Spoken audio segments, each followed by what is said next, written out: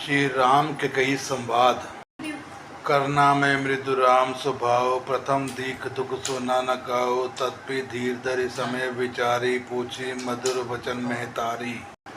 श्री रामचंद्र जी का स्वभाव कोमल और करुणामय है। उन्होंने अपने जीवन में पहली बार यह दुख देखा। इससे पहले कभी उन्होंने दुख सुना भी ना था, तो भी उस समय का विचार करके हृदय में धीरज धरकर उन्होंने मीठे वचनों से माता कैकेयी से पूछा।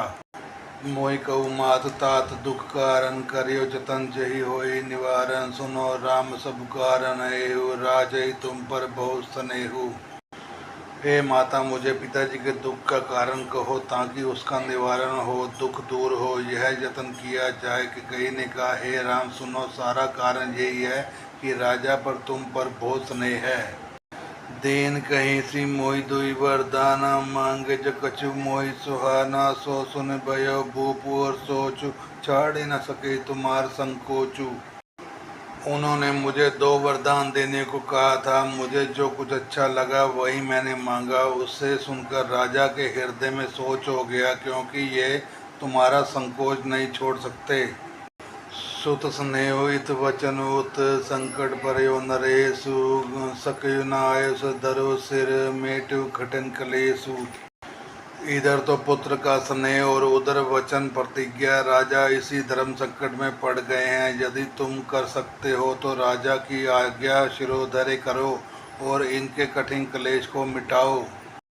निदरक बैठी कहे कटुबानी, सुनत कठिनता अति अकुलानी। जीव कमान वचन सर नाना, मनो महेप मृदु लक्ष्य समाना।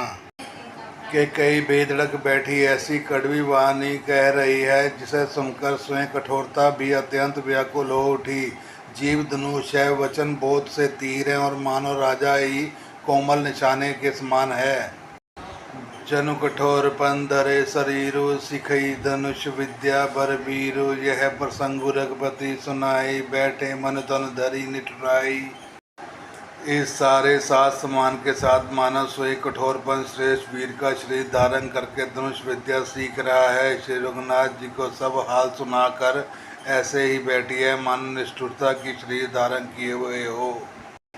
मन मुस्काई भानुकुल भानु, राम छह सहज आनंद निधानो। बोले वचन विगत सब दूषण, मृदु मंजर जन भाग विभूषण। सूर्य कुल के सूर्य स्वाभाविक ही आनंद निधान श्री रामचंद्र जी मन में मुस्कुराए और सब दूषण से रहित ऐसे कोमल और सुंदर वचन बोले, जो मानव वाणी के भूषण ही थे। सुन जननी सोई सुत बड़भागी, जो पितु मात वचन अनुरागी। तन्ने मातु पितु तोष निहारा, दुर्लभ जननी सकल संसारा। हे माता सुनो, वही पुत्र बड़भागी है जो पिता माता के वचनों का अनुरागी पालन करने वाला है। आज्ञा पालन द्वारा माता पिता को संतुष्ट करने वाला पुत्र, हे जननी, सारे संसार में दुर्लभ है। मुनिगण मिलन विशेष वन, सभी भांति हित मोर। तेई में पितु आयुष बहुरी, सम्मत जननी तोर। वन में विशेष रूप से मुनियों का मिलाप होगा, जिससे मेरा सभी प्रकार से कल्याण है। उसमें भी फिर पिता की आज्ञा और हे जननी तुम्हारी सम्मति है। भरतु प्राण प्रिय पावई राजू, विधि सब विधि मोहि सन्मुख आजू। जो ना जाऊ बन ऐसे काजा, प्रथम मनि मोहि मूढ़ समाजा। और प्राण प्रिय भर राज्य पावेंगे। इन सभी बातों को देखकर यह प्रतीत होता है कि आज विधाता सब प्रकार से मुझे सन्मुख है, मेरे अनुकूल है। यदि ऐसे काम के लिए मैं वन में ना जाऊं, तो मूर्खों के समाज में सबसे पहले मेरी गिनती करनी चाहिए। सेवे अरडु कल्पतरु त्यागी, परिहरि अमित लई विष मागी। तय न पाई अस सम्य चुकाही, देख विचारी मांत मन माही। जो कल्प वृक्ष को छोड़कर रेड की सेवा करते हैं और अमृत त्याग कर विष मांग लेते हैं, हे माता तुम मन में विचार कर देखो, वे महामूर्ख भी ऐसा मौका पाकर कभी न चूकेंगे। अम्बेक दुख मोहि विशेषी, निपट विकल रघुनर नायक। देखी थोरही बात पितैक दुख भारी, होई प्रीति ना मोहि मैं तारी। हे माता, मुझे एक ही दुख विशेष रूप से हो रहा है। वह महाराज को अत्यंत व्याकुल देखकर इस थोड़ी सी बात के लिए ही पिताजी को इतना भारी दुख हो। हे माता, मुझे इस बात पर विश्वास नहीं होता।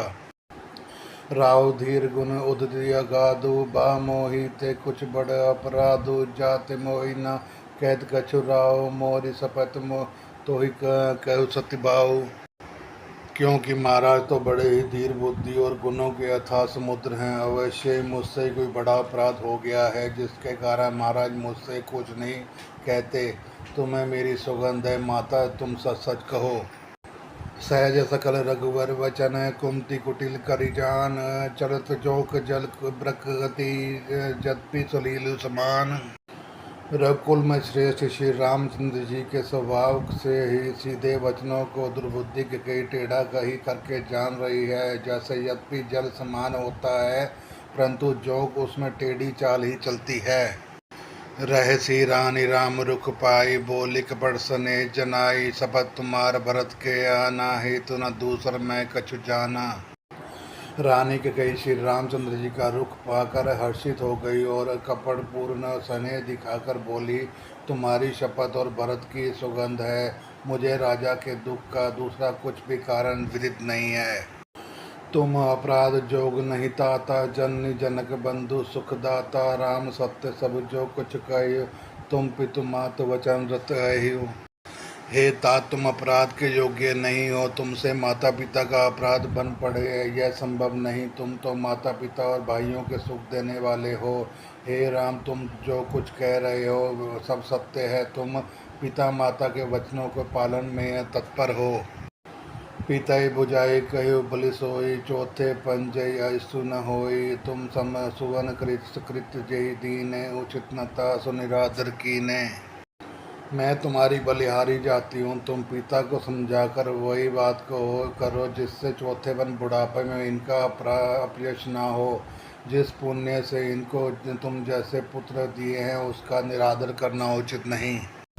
लागी कुमुख वचन शुभ कैसे मगु निदया निज तीरथ जैसे। राम मातु वचन सब भाई जिमि सुर शरीर गत सलील सुहाए। कैकेयी के बुरे मुख से ये शुभ वचन कैसे लगते हैं जैसे मगध देश में गया अधिक तीर्थ श्री राम जी को माता कैकेयी के सब वचन ऐसे अच्छे लगे जैसे गंगा जी में जाकर अच्छे बुरे सभी प्रकार के जल शुभ सुंदर हो जाते हैं।